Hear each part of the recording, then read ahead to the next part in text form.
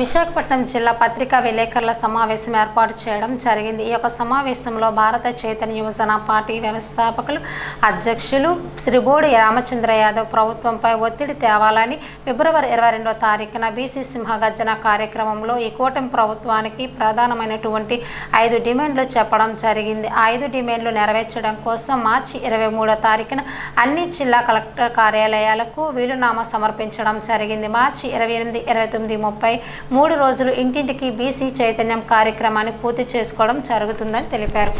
5 పాయింట్లు ఈ కూటమి ప్రభుత్వాన్ని క్లియర్ చేయమని చెప్పింది.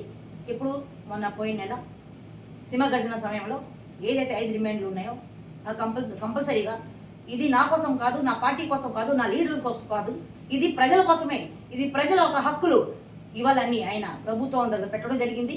బట్ ఈ రోజు వరకు ప్రభుత్వం దీనికి స్పందన అసలు లేదు. సో దీనికి స్పందన అవకపోతే మాత్రం కంపల్సరీగా వచ్చే నెల 11వ తారీఖుని ఆమె నిరాదీక్షకి మన బోడే రామచంద్ర యాదవ్ గారు కూర్చోబోతున్నారు. అలాగే అతనే కాదు, అతని లీడర్స్ అయిన కార్యకర్తలు చాలా భారీ ఎత్తులోని విజయవాడలోని ఈ చౌక్ ఉంది కదా, అది ధర్నా చౌక్లో వాళ్ళు కూర్చొని చేయబోతున్నారు. సో మనం మిగతా విషయాల్లో లీడర్స్ అడిగి తెలుసుకున్నాం. నమస్తే సార్. నమస్తే మేడం. సార్ మీ పేరు? నా పేరు పల్ల వెంకటప్పారావు సార్, యువజన చైతన్య పార్టీ. ఓకే. సో ఇప్పుడు సార్, ఇప్పుడు ఈ మధ్యకాలంలో ఈ రాష్ట్రం అంతా మన కలెక్టర్ ఆఫీస్ కూడా వెళ్ళి వినతి పత్రం ఇవ్వడం జరిగింది ఈ 5 డిమాండ్ల కోసం. రాష్ట్రం అంతా అయితే బాగా పబ్లిసిటీ అయింది సార్. సో ఇప్పుడు ఈ రోజు ఈ 5 డిమాండ్లు చేయాలని ఏదైతే ప్రభుత్వానికి ఇది ఇచ్చారో ఇప్పుడు దాకా వాళ్ళ స్పందన లేదు.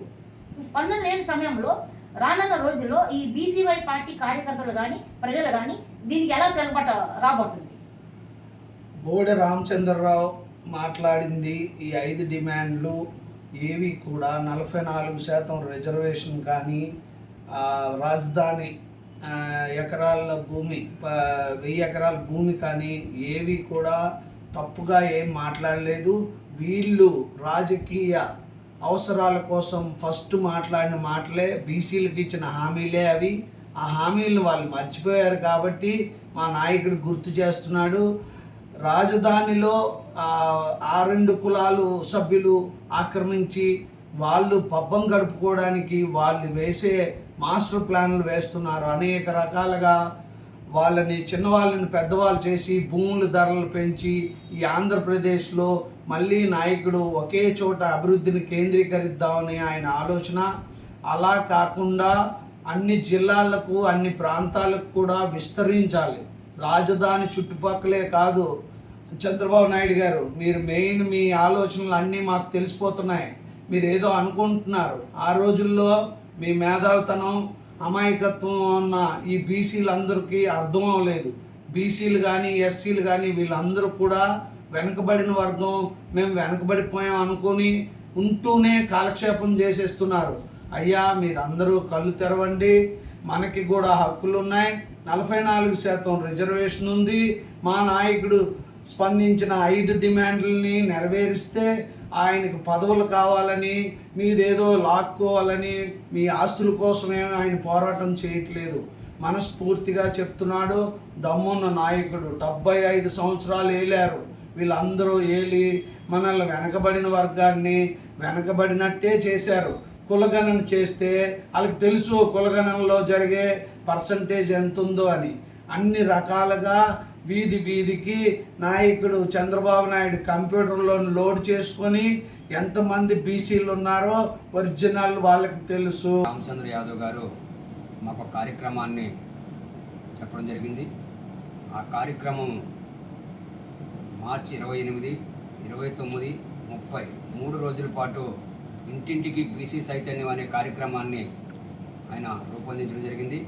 అందులో భాగంగానే మా విశాఖపట్నం జిల్లాలో మేము ఈ ఇంటింటికి బీసీ చైతన్య కార్యక్రమాన్ని మేము 28వ తారీఖున కూడా మేము ప్రారంభించాము. 29 కూడా మేము పూర్తి చేశాము.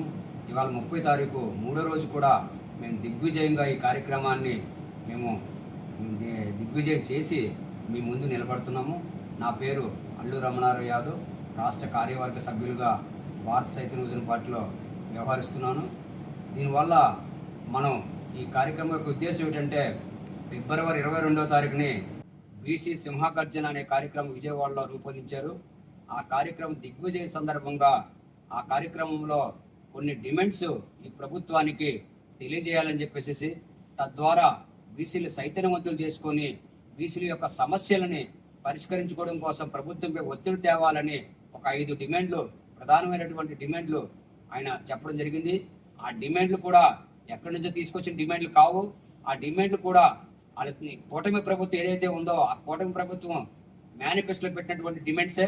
బీసీలకి రక్షణ చట్టం తెస్తానని చెప్పారు. 2 సంవత్సరాల దగ్గర అయిపోయింది. కానీ బీసీ రక్షణ చట్టం గురించి ఎటువంటి ప్రయోగం చేయలేదు. ఏదో అప్పుడప్పుడు ఏదో మంత్రులతో మీటింగ్ పెట్టుకున్నామని లీక్లు ఇస్తున్నారు తప్ప దాని గురించి ఎటువంటి కార్యాచరణ ప్రకటించలేదని చెప్పేసి మేము ఈ రోజు కూడా మేము నమ్ముతున్నాము. దాని ద్వారా ఈ కులగణన జరగాలని చెప్పి సమగ్ర కులగణన జరగాలని చెప్పేసి మేము డిమాండ్ చేస్తున్నాము. కులగణన జరగకపోవడం వల్ల బీసీలకు రిజర్వేషన్లు ఇవ్వలేకపోతున్నామని చెప్పేసి కేంద్ర రాష్ట్ర ప్రభుత్వాలు చెప్తున్నాయి. కాబట్టి ఆ రిజర్వేషన్ జరగాలి అంటే మాకు కులగణన అనేది ప్రధానమైనటువంటి విషయం అని చెప్పేసి తెలుస్తుంది. కాబట్టి మాకు ప్రధానమైన డిమాండ్గా దాన్ని కూడా మేము సమగ్ర కులగణన పెట్టుకున్నాము. వీడియో మిత్రులందరికీ నమస్కారం. నా పేరు కోటేశ్వరరావు, ఎక్స్-ఆర్మీ. బీసీలకి జరిగే అన్యాయానికి మన బోడి రామచంద్ర యాదవ్ గారు చేసే పోరాటానికి మన అందరం కలిసి రావాలని మరి కోరుతూ ఆయన చెప్పే 5 పాయింట్లకి మన కూటమి ప్రభుత్వం ఏదో ఒకటి జవాబు చెప్పాలని మా బీసీ నాయకుడు బోడి రామచంద్ర యాదవ్ గారు చెప్పారు. దానికోసం మేము 3 రోజుల నుంచి వీడియో మొత్తం ప్రజలందరి మధ్యలో తీసుకొచ్చాం. దానికి ఏదో ఒకటి జవాబు చెప్పాలని కోరుతున్నాం. నమస్కారం.